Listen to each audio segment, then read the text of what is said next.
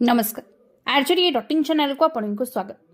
6 मास पर खोलिला मझिकरणी मंदिर हुंडी न हुंडी बाहर 1,05,00,000 टंका 30 ग्राम सुना और 2,150 ग्राम रूपा।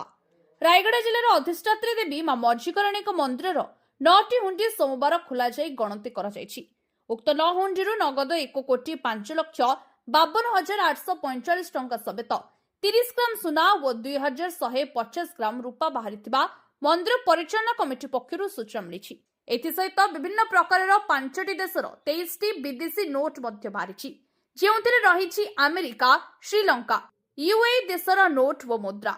विदेश में रोहुवा कौन भक्त मां दर्शन पर आसी विदेशी टंका हुंडी दान कर अनुमान सहित गोटे लेखाएं अचल 500 और 2,000 टंका एवं गोटे 1,000 टंका नोट बाहरी।